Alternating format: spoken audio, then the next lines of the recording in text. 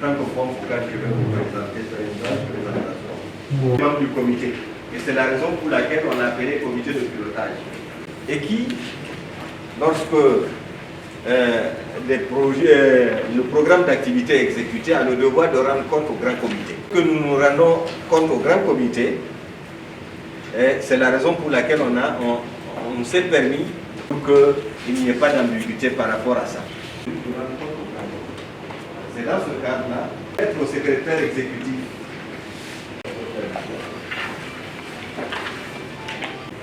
Au nom du secrétaire exécutif empêché, vous souhaitez la chaleureuse bienvenue à cette session du comité de pilotage de la plateforme nationale sciences politiques, sécurité alimentaire et nutritionnelle.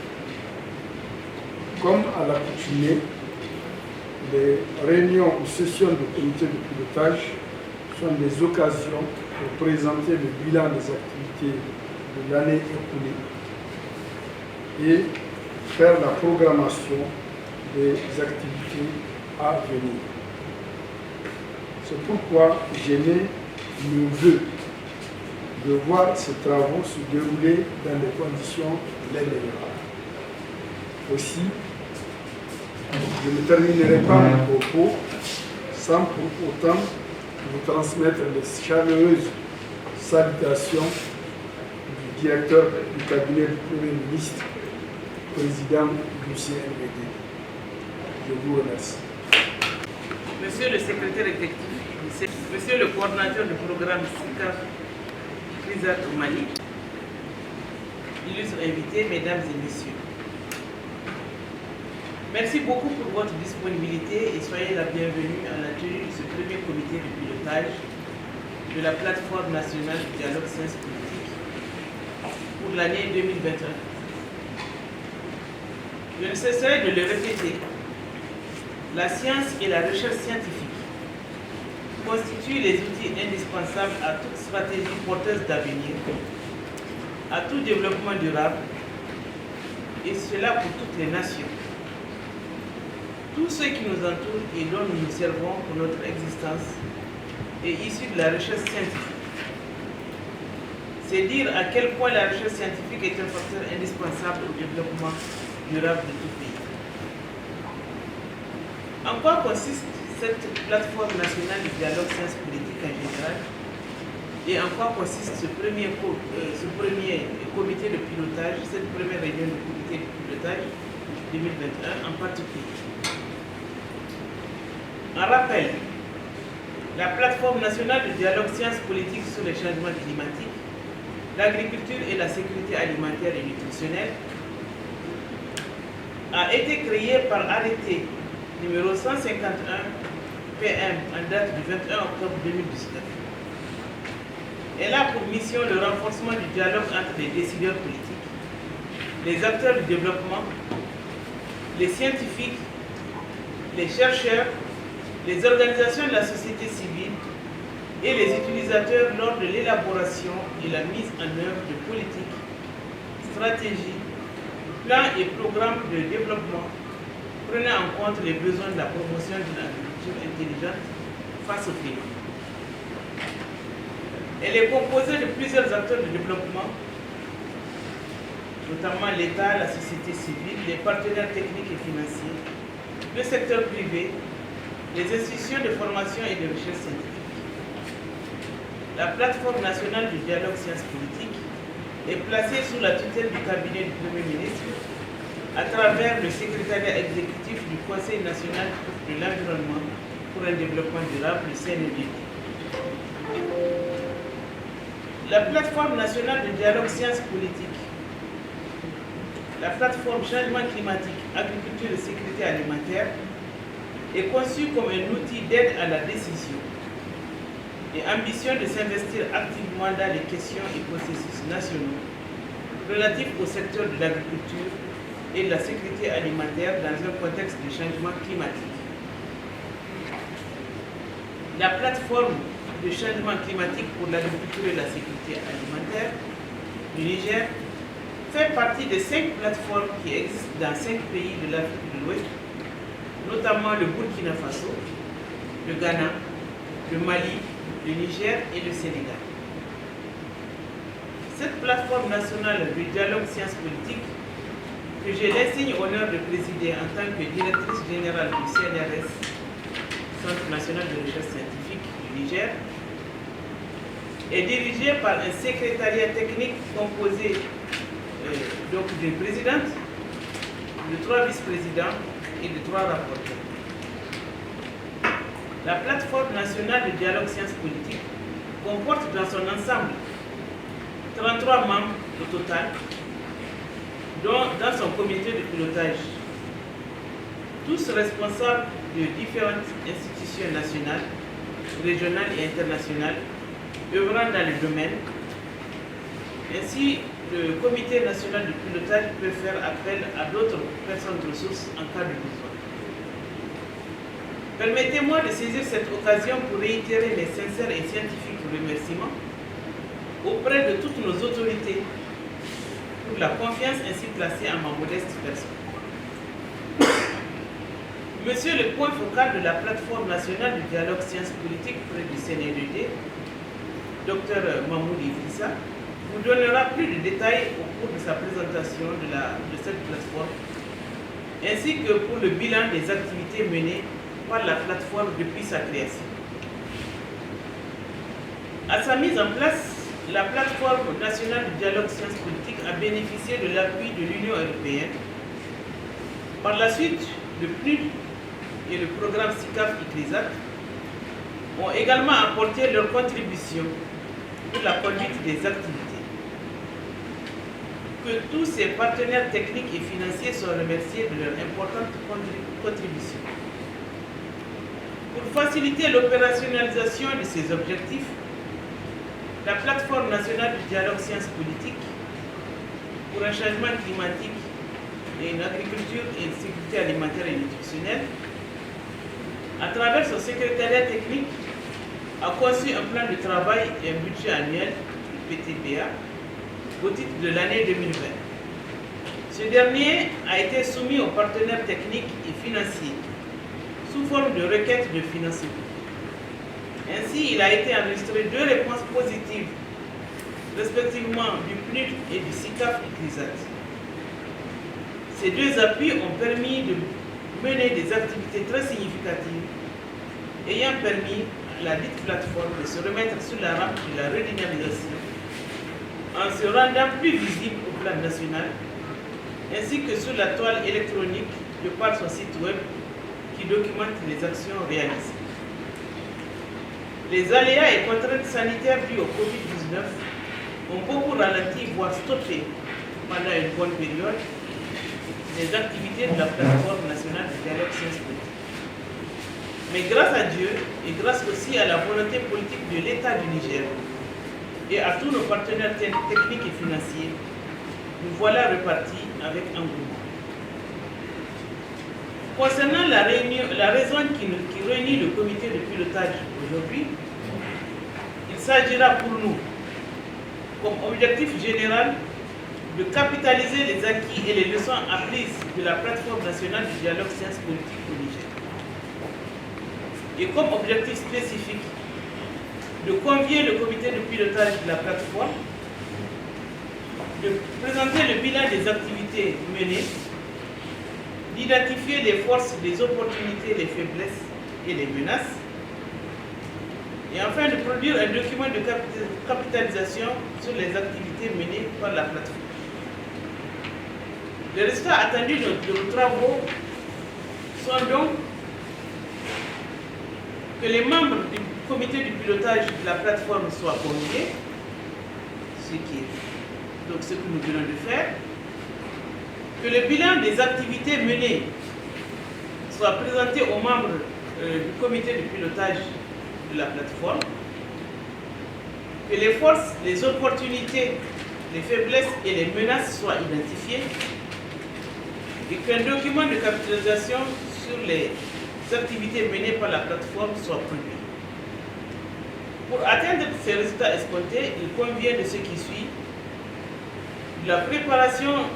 Il nous faut la préparation de d'une documentation requise, notamment tous les extraits issus des 2 appuis, la présentation du bilan du PTBA 2020 et les perspectives offertes par le PTBA 2021, l'analyse soit en partant de la mission de la plateforme et des acquis obtenus, et enfin le recueil des avis des membres du comité de pilotage et des parties prenantes auprès autres que les membres du comité. Le processus de capitalisation démarrera avec la tenue du présent atelier, mais se poursuivra jusqu'au mois de septembre 2021 à travers une consolidation de la fiche technique de capitalisation par les membres du secrétariat technique de la plateforme. Ensuite, il y aura lieu de présenter la fiche consolidée de capitalisation aux membres du COPI pour sa validation ou pour une réunion technique. Mesdames et messieurs, distinguée assistance, je vous demande de bien vouloir m'accorder un petit instant supplémentaire afin de vous parler d'un aspect qui me tient sincèrement à cœur. Il s'agit de la valorisation de la science, des résultats de la recherche scientifique. Pourquoi mettre l'accent sur la valorisation de la science? Comme je l'ai dit plus haut, le développement de tout pays et de toute nation repose sur l'exploitation judicieuse des résultats de la recherche scientifique, de la science dans son ensemble. Je n'aurai de cesse de le répéter. Tout ce qui nous entoure, tout ce dont nous vivons, tout ce qui nous permet d'améliorer notre existence, de nous développer à titre individuel et sociétal. Donc, in fine, sur le plan national, tout ceci provient à 100% de l'application et de la valorisation des résultats de la recherche scientifique. Où se situe alors la différence entre les pays développés et les pays à la recherche du développement? Qu'est-ce qui nous empêche de nous développer comme les pays développés? Les pays développés le sont devenus grâce à un investissement conséquent et permanent dans la science et une exploitation judicieuse des fruits de cette science. Au niveau de nos pays en voie de développement, tel n'est malheureusement pas le cas, ou tel n'était pas le cas. D'où une dépendance vis-à-vis des pays développés. Dieu merci, les choses ont commencé à bouger avec une prise de conscience de plus en plus importante et une volonté politique de plus en plus affirmée. Il y a une réelle prise de conscience qui doit être concrétisée par des financements conséquents. Donc, si nous voulons émerger, tous les acteurs de développement doivent œuvrer ensemble et cela commence par un dialogue. Aussi, la plateforme nationale de dialogue sciences politiques constitue-t-elle un cadre de dialogue, d'orientation et d'appui conseil regroupant les acteurs du développement, œuvrant sur les questions d'adaptation et d'atténuation au changement climatique dans les domaines de l'agriculture et de la sécurité alimentaire et nutritionnelle. Tout développement commence par l'agriculture et la sécurité alimentaire et nutritionnelle.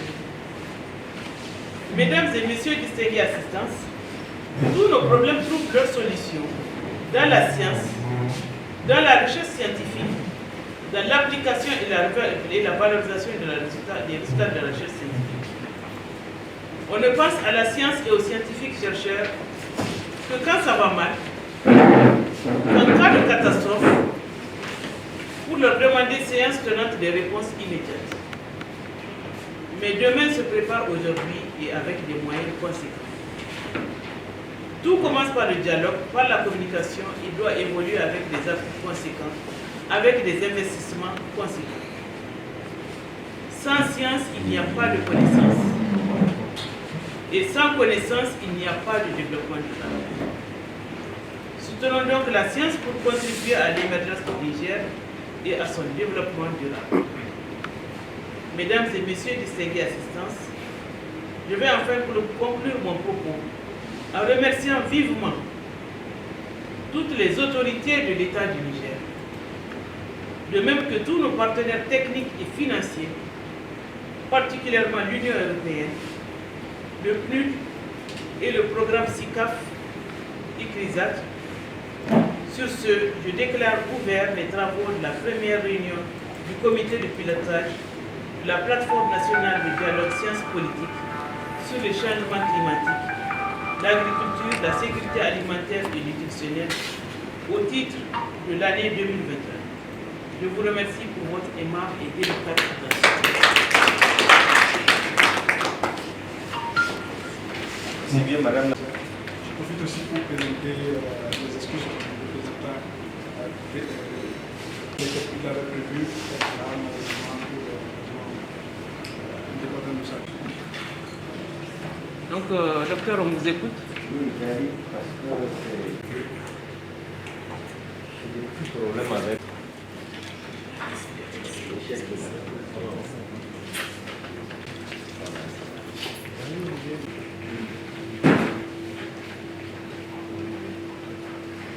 présenter la plateforme d'arrêté portant création de la plateforme.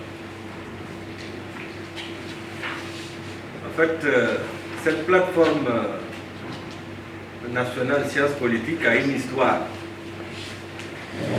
Et cette histoire remonte depuis l'année 2010. À travers l'initiative CJR, en collaboration avec Future Air, dans le cadre du programme sur le changement climatique, l'agriculture et la sécurité alimentaire, il y a eu une initiative. Et cette initiative s'était fixé 2 objectifs. Parmi ces 2 objectifs sont évaluer et tester les pratiques d'adaptation et d'atténuation des effets des changements climatiques en faveur des pauvres, puis les technologies et les politiques en faveur des systèmes alimentaires. Ça, c'est le premier objectif. Le deuxième objectif, c'est soutenir l'inclusion de l'agriculture dans les politiques liées au changement climatique, ainsi que celles des questions changement climatique dans les politiques agricoles à tous les niveaux. Et donc, pour mettre en œuvre cette initiative, un certain nombre de pays ou de zones ont été choisis. Il s'agit entre autres de la zone Asie du Sud-Ouest, l'Asie du Sud-Est, l'Afrique de l'Est, l'Afrique latine et l'Afrique de l'Ouest. Parmi les pays de l'Afrique de l'Ouest, 5 pays ont été retenus, à savoir le Sénégal, le Mali, le Burkina Faso, le Niger et le Ghana. Et 2 ans après, en 2012, il a entendu qu'il faut aller vers la création de plateformes. C'est ainsi que la plateforme changement climatique, agriculture et sécurité alimentaire a vu le jour comme un outil d'aide à la décision. Et le Niger s'est inscrit aussi dans cette dynamique. Le Niger s'est inscrit dans cette dynamique. Certains pays sont allés très vite, à l'instar donc du Ghana, du Sénégal. Le Sénégal, à travers le programme Sénégal émergent, toute la politique agricole a été développée par cette plateforme. Le Ghana de même.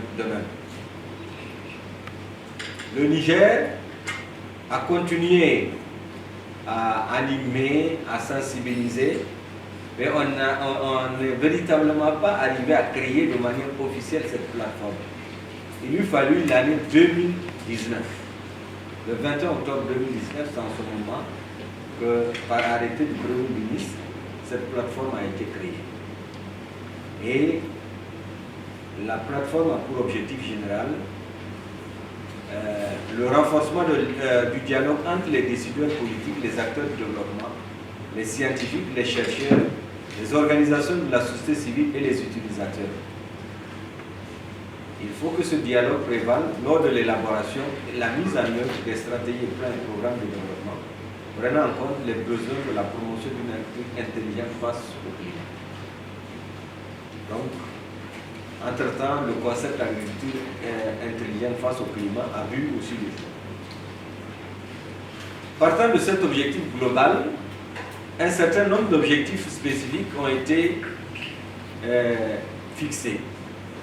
Et ces objectifs spécifiques visent naturellement à l'instauration du dialogue permanent, participatif entre décideurs et utilisateurs de la recherche, tous les acteurs concernés par le domaine, l'orientation du gouvernement dans la prise de décision en matière d'agriculture intelligente face au climat, le développement de la synergie entre les cadres de concertation existants dans le domaine des changements climatiques, le renforcement de la synergie dans le cadre de la mise en œuvre des 3 conventions de Rio et des stratégies, plans et programmes de la promotion de l'agriculture intelligente face au climat et au développement des réseaux d'acteurs à cet effet.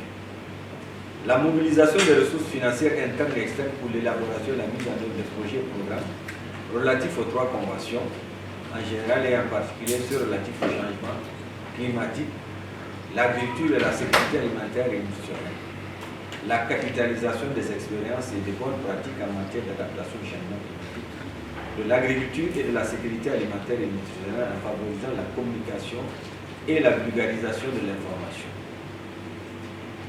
Ce sont là les objectifs spécifiques qui ont été fixés à cette plateforme. La plateforme est composée des acteurs de tous les secteurs en lien, bien entendu, avec la mission. Et cette plateforme dispose d'un secrétariat technique. Le secrétariat technique est présidé par la directrice générale du Centre national de la recherche scientifique, puisque l'aspect promotion du dialogue entre décideurs et chercheurs est également une tâche ou voire un objectif spécifique parmi les objectifs du CNRS. Et c'est la raison pour laquelle on a fait le lien pour qu'il y ait cette synergie. Il y a 3 vice-présidents. Le premier vice-président, c'est le directeur général du développement durable et des normes environnementales du ministère de l'Environnement et de la lutte contre la désertification. Le deuxième vice-président, c'est le directeur de la météorologie nationale, donc, qui dépend du ministère des Transports. Le troisième vice-président, c'est le directeur général de l'agriculture. La présence est soutenue par 3 rapporteurs. Le premier rapporteur, c'est le secrétariat exécutif du CNBD. Le deuxième rapporteur, c'est le directeur général de l'Institut de la recherche agronomique. Et le troisième rapporteur, c'est le coordinateur de la plateforme paysanne. Ils sont des acteurs très actifs et qui œuvrent pour la promotion de ce dialogue et l'utilisation des connaissances pour faire face aux effets néfastes des changements climatiques. Donc, vous avez l'arrêté, je ne veux pas rentrer dans les détails. C'est aucune institution de l'État n'est omise, aucun service technique de coopération en lien avec le domaine n'a été omis.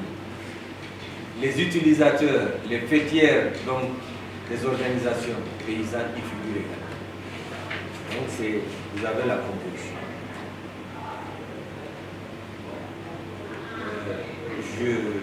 Les activités depuis sa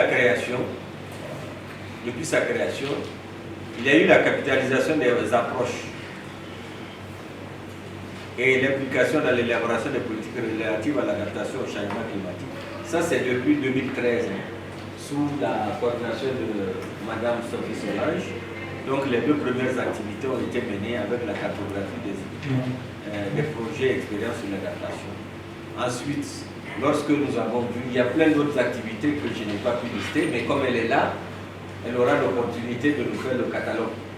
Mais les 2 activités phares là, elle les a menées ont été menées sous sa coordination depuis 2013, les deux premières activités. Ensuite, à partir de 2020, avec la création officielle, il y a eu le renforcement des connaissances sur le changement climatique, l'agriculture intelligente face au climat, le fonds, sur les fonds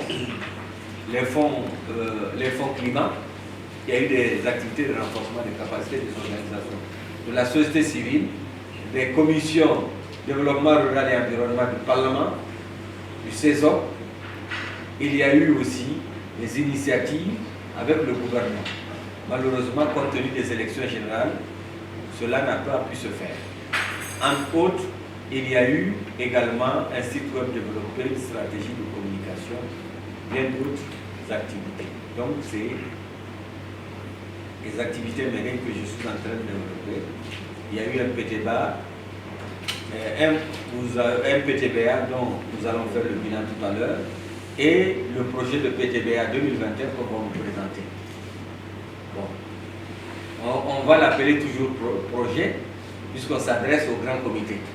Parce que le secrétariat technique a eu à faire des initiatives, et il y a des requêtes qui ont été financées. Donc cette activité, le présent atelier-là est financé par une des requêtes. Donc, il y a eu des dépliants qui ont été distribués au ministère et dans plusieurs fois. Je vous remercie de votre aimable attention. L'économie du rapport qui vous a été distribué avec les liens d'invitation.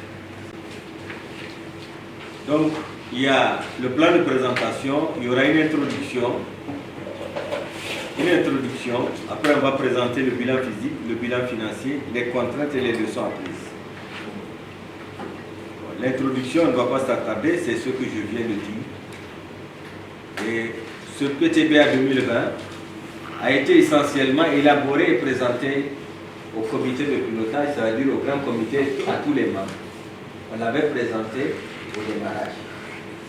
Ensuite, parce qu'au démarrage, il y avait quelques annonces. Mais ceux qui ont fait les annonces lors de l'atelier de démarrage, finalement, non. En dehors du PNUD, les autres n'ont pas concrétisé. Donc, sous la direction de la présidente, il y a eu deux requêtes. Une requête qui a été adressée au PNUD. La première des choses que le secrétariat technique a eu à mener sous la présidence donc, de la directrice générale du CNRS, président de la plateforme, c'est qu'on a adressé une lettre au PNUD pour lui demander d'être chef de file en faveur, chef de file pour la mobilisation des ressources en faveur donc de la plateforme. Il y a eu des échanges de correspondance soutenus par le cabinet du Premier ministre et le PNUD a officiellement accepté d'être chef de file des partenaires. Malheureusement, quand ils ont accepté, et ils ont fait une annonce de 100 000 $. 100 000 $ US. Sur les 100 000 $, une partie, on a prévu 20 ou 25 000 $ pour le venu, parce qu'on avait en même temps demandé la mise à disposition d'un venu pour nous aider à gérer notre base de données qui venait d'être créée avec l'appui du projet PARCLAT, financé par la délégation de l'Union européenne, et également le site web dont on venait de se doter. Et en même temps nous aider dans l'accompagnement de la plateforme. Le PNUD a accepté. Et ils ont mis à disposition le venu. Donc les 20 000 ou 25 000, si j'ai bonne mémoire, c'était pour l'équipement du venu et son salaire. Ils ont décidé de le reconduire même pour 2021. Et le reste devait servir pour le financement des activités. Une première tranche a été automatiquement décaissée. Malheureusement, il y avait la pandémie du Covid qui est arrivée et qui n'a pas favorisé la mobilisation totale et entière de ces ressources. En dehors de cette requête, une autre requête a été adressée au CECAF et le CECAF aussi nous a mis à disposition, je ne sais pas, 25 000 ou 30 000, je n'ai pas de chiffre en tête, c'est à peu près l'équivalent de 15 millions de francs CFA, qui a été mis à disposition pour conduire un certain nombre d'activités. Et donc, le PTBA, dont j'ai l'honneur de vous présenter le bilan physique, se structure comme suit. Nous allons le faire objectif par objectif. Si la plateforme est opérationnalisée, c'est que l'effet immédiat, c'est que le dialogue entre décideurs et chercheurs et autres acteurs de développement va contribuer à influencer les politiques et les approches de développement rural. Si l'endroit des ONG est tenir une journée et élaborer des textes de fonctionnement de la plateforme, développer un produit multimédia pour communiquer sur la plateforme. Et parmi ces activités, parce que les ressources qui devaient favoriser, permettre par cadre, qui devaient financer ça,